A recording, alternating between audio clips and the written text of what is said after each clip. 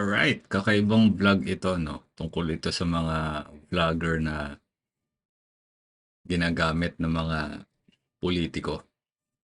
Although hindi tayo pumapasok sa politika but, I think delikado rin 'to, madadama yung mga pogi ay pogi, madadama yung mga walang ginagawa, na pangit. Kumbaga yung mga maayos naman na vlogger. 'Pag nagkataon gumawa ng batas para limitahan itong mga ganitong activities sa social media, damay-damay tayo dito. Ano ba ang tinutukoy ko? Nakita ko lang ito Vloggers claim monetization fuels fake news on social media. Yung monetization. Yeah, I can say yes. Isa sa mga factor kaya maraming kumakalat ng mga fake news dahil na rin sa eagerness ng mga individuals na mas maraming views, mas maraming pera kahit fake news, which I agree. Pakinggan natin. According to so ano yung mga social media accounts normally ang ginagamit na probably mas lesser yung sanction o mas lesser yung mga requirements? Opo. Yung sa vlogging po kasi, maraming klase, hindi lang political. Yung sa amin po is political vlog. Merong lifestyle, may sports, merong food. Ang dami pong iba-ibang klase ng vlogging. So yung political vlogging po, isang aspeto lang yan. Commentator. Lahat po yan monetize, pwedeng kumita. Yung political vlogging, dyan Uy. po problema. So saan po to, nila ginagamit normally? Sinasabi mo na Manila monetize yung mga pinalabas nila na upload nila mga videos. Which social media accounts do they normally upload their videos? Okay. So ito po, yung Halos YouTube lahat po, eh. for how many, almost a decade now, yun po ang main na talagang merong monetization for vloggers. Yung Facebook, for a time, mataas yung kanyang monetization, kaya ang daming nag-Facebook vlogging. Ang problema po, mga last year, binabaan ni Facebook yung monetization for vlogs. So, Alam nyo, ito sa akin lang, no? Para sa akin lang, no? Nag-umpisa ang political vlogging during the time of Isko Moreno. Alam, maraming mga OFW din ang kumagat dun sa mga videos ni Isko Moreno kasi free nga naman yun, makukuha mo at wala kang sanction dun Wala kang copyright kasi in favor yun kay Isko Moreno, di ba? During those time, dumami. Isa na rin siya doon ginagawa niyang topic si Isko Moreno. So, kailan lang naman kasi nagkaroon ng monetization sa Facebook? Talagang nung panahon ni Isko Moreno, YouTube talaga ang banat dyan. I started also in YouTube. Dito ako nag-umpisa bago ako mapunta sa Facebook. At napakahirap ang ma-monetize sa YouTube during that time. Nung nasa Saudi Arabia pa rin ako, ako ang kauna-unahan. Kung hindi man, isa sa mga vlogger na nag-jump into Facebook page. Tapos naglusutan na lang yung ibang mga vlogger dati sa Saudi na turns into Facebook. Hanggang sa nabuo namin yung Filipino content creator sa Saudi Arabia. Ako po yung utak noon. Hindi lang ako yung nag-execute. Si Raymond ang nag-execute. Pero ako ang nakaisip na gumawa ng isang group para sa mga vlogger. Eventually, hindi naging maganda dahil marami na yung mga pumasok sa Facebook as vloggers at kung saan sana. At yung iba hindi naman talaga dapat na binibigyan ng pansin doon, sinasama, pero nasama na. So the reason why, one of the reason kaya umalis din ako sa Facebook group na yon dahil nga sa kami-kami na lang nananalo, so I give way to other people and hanggang sa dumami na mga kahit wala namang hindi relevant ang mga topic basta vlogger pumasok na doon. Pero wala, ganun talaga Sige, continue natin. hindi na ganun kadami. How do you monetize that? I mean, do you need certain, ano ba, based on likes? Based on Based on views? views po. Kasi po, yung mga videos namin, papasukan ni Facebook at ni YouTube ng video, ng commercials, hati kami dun sa babayad ng commercial. So paano yung, how do you, what's the mechanics in terms of the payment? How do you do that? Ihuhulog po nila monthly. Monthly, so Opo. meron kang May bangko. computation sila. Ito yung kinita mo this month, ihuhulog ko after a few weeks. So normally po, YouTube sila, YouTube po, ganun po, tuloy-tuloy po. Merong kinikita monthly, tapos ihuhulog a few weeks after. okay, tapos that's the social media platform. Yes na, po. doon Sa sila TikTok usually po, nagbo-vlog. wala pong monetization masyado, halos yung mga vlogs.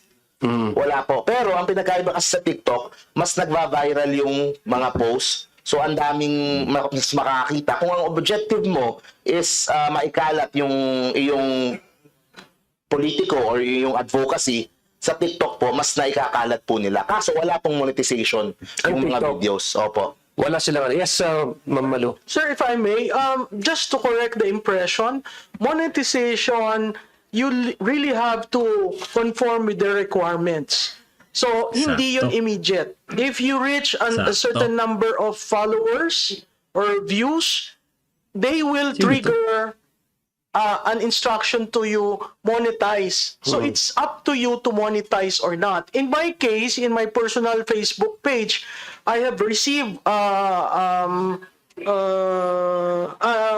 letter from Facebook online asking me if I want to monetize. And there are several requirements.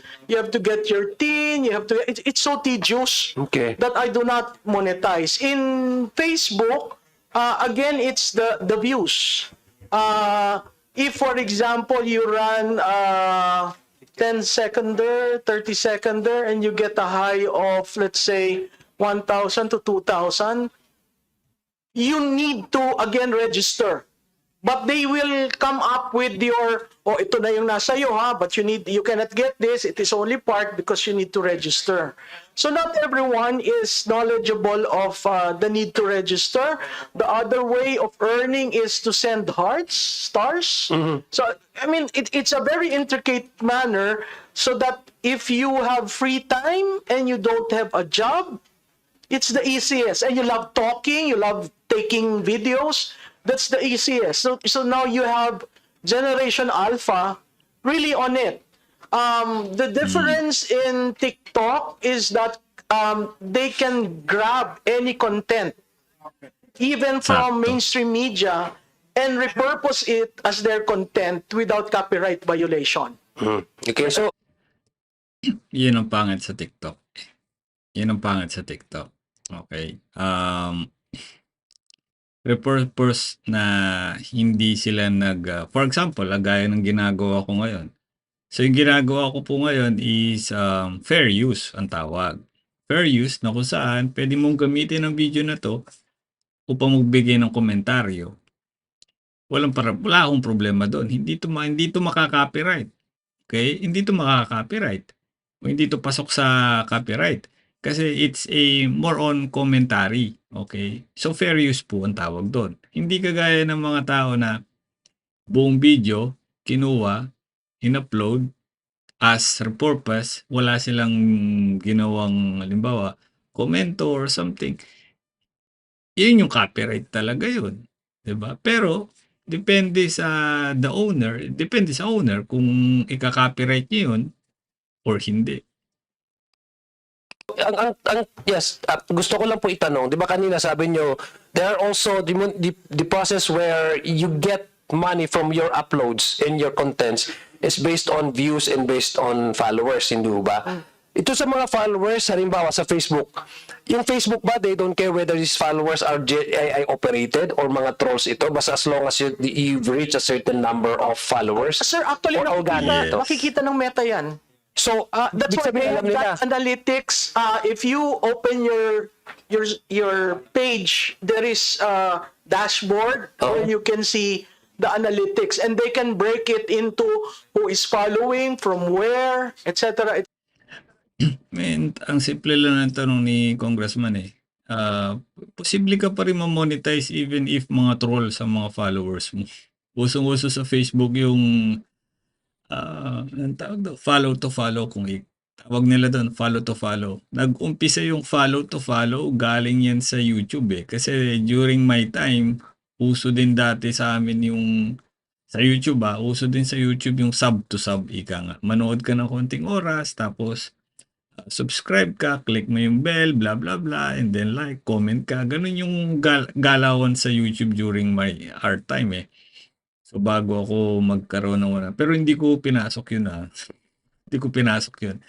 Ganun din sa Facebook eh. So kahit troll yan, mga fake account, basta nag-like siya, nag-follow siya, counted na yun eh. Dire-diretso na yun. Lalo kung you are taking you are fulfilling the requirements of certain monetization program ng Facebook. Unlike kasi sa YouTube, isa lang ang monetization mo eh. Kumita lang in-stream ads. Okay, kikita ka lang doon sa whether video upload or short reels or itong live streaming na ginagawa natin, isa lang yung tama niya doon. Unlike sa Facebook kasi maraming mga paraan para kumita. Nandiyan na yung stars, nandiyan na yung bonuses, short reels, nandiyan na yung video, in-stream ads, even the live stream. Maraming way. Pero mas maarte ang Facebook compared sa YouTube. etc. Specifically on marketplace. That's why I was questioning the issue put forth by the chairman on the need for the platform organizations to be present, because in marketplace they are earning from the Philippine market. And recently Congress passed a law on digital payments, where you impose certain tax on Netflix, on digital purchases, and that is where you would have seen the total income they have from our market. So it is very important when you meet the platform organizations that they reveal their books, because that is the only way you can regulate. So and they can know- listen. So this social media operators, they know kung organic ba talaga yung mga followers mo or Yeah. hindi. Nakikita nila, kaya nag-change ng algorithm eh. Okay. So, ngayon, ano po? They penalize din kapag nakikita ng Okay. peke yung ano. So what about the shares, the number of shares? Di ba sabi nila may nag-viral? Can that also be monetized? Do they pay you for a certain number of shares? No. Sa views pa rin po. Pag mas maraming shares, it would lead to more views. So views pa rin. So ibig sabihin, hindi nagmamatter whether nag-viral siya o hindi, basta as long as meron ng Monetize. pre-arranged agreement na you have reached a certain requirement in terms of followers, organic ito, and then you have also agreed on their requirements for you to get money from all the contents that you upload. Tama po ba yung pagkaintindi ko? Yes, sir. Okay. Okay. Mas marami pong views, mas malaki po yung kita. Okay, so normally, sa YouTube po yung mga vloggers na to. Marami po sa YouTube. Okay, ma. So, Mr. Chair, the reason why I'm asking this is, I guess it's very important that apart from, inviting political vloggers, there's also a need for us to get representation and perhaps to invite the social media platforms. I believe you have already sent them invitation, but I guess it's imperative for this committee to really find out kung paano po tayo mag-jive with our law enforcement agencies, with our vloggers, kasi the only way for us to really regulate itong operation ng mga ganitong klaseng platforms or ganitong klaseng content na hindi makakasira sa reputasyon ng bawat, hindi lang politician. Alright. Pag Facebook ang galaw mo, there's no way to hide the video unless to delete it. Okay? Unlike sa YouTube, there is a certain area that you can actually unlisted the video or to hide, make it private, no? Yun ang kagandahan sa YouTube. Now, ginigisa yata nila dito yung mga political vlogger. So if you are a political vlogger and you are in YouTube, only in YouTube, ang gawin mo sa mga video mo, i-hide mo na. I-private mo na yan. And or i-hide mo mismo, temporary suspend mo yung yung mismong YouTube channel mo. Ganon din sa Facebook. Kung ayaw niyong madali diyan. Bawat po tao, even negosyo, kasi nagkakaroon din po ng market war, diba? Gumagamit po sila ng mga fake news, hindi lang sa politika, even sa mga negosyo nagsisiraan po sila, is for this committee and for the social media operators and platforms to be in same page po sa gusto natin ipa-abot at gusto nating i-enact na mga regulations, mga regulatory laws po. Mr. Chair, with that, Mr. Chair, gusto ko lang pong for my final manifestation, Mr. Chair, gusto ko lang pong sabihin sa ating mga vloggers na we are not running after you. Kasi kanina po ang sabi po ni Congresswoman Franz Castro ay some of our guests here went to the Supreme Court and then to file a petition for certiorari, questioning probably the power of this committee to conduct an investigation. Do not take this personal because we're not running after you. We are actually trying because social media platforms and the cyberspace, this is an emerging. Oo. Nabalitaan ko rin yun. Nakita ko yun sa balita na si Trixie, Attorney Trixie, dating tagapagsalita ni BBM, ay nag-file ng yata sa Supreme Court, di ba? Parang ipinatitigil ang paano lahat sila isang hangarin nila manira ng kalaban. Sila alam mo yun, kaya lalong nadidiin ng napapasama ang mga politiko because of the gala-galamay nila. Yun yung totoo mga galamay nila, mga vlogger din I don't wanna mention names of the vloggers that everybody know naman, iba't iba yung kanilang mga partido, iba-iba. Kanya-kanya din ang patama nila sa bawat isa. So, I don't wanna names, no? Baka i-follow nyo sila Ako nga itong hindi nyo pino-follow, paano ko banding no? Anyway, delikado. Ako'y natatakot kasi baka madamay yung mga hindi dapat madamay. At kung ipapatawag nila yung Facebook, YouTube Philippines or TikTok Philippines basta makita nila sa algorithm. Kasi hindi naman nila check yan one by one System-wide yan So yung data mo, data ko, for example, makita nila, matrace nila, who are the vloggers in a certain country, certain region, mga ganito, ganyan. Hindi malabong mahulit makikita lahat. Makikita po lahat yan, including me, posible.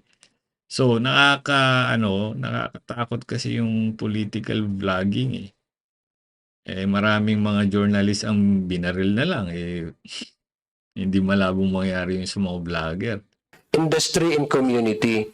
And for every industry, if it's not regulated, if it's not restricted, then tama po yung sinabi po ng aking mga kasamahan, talagang it is bound to be abused and exploited.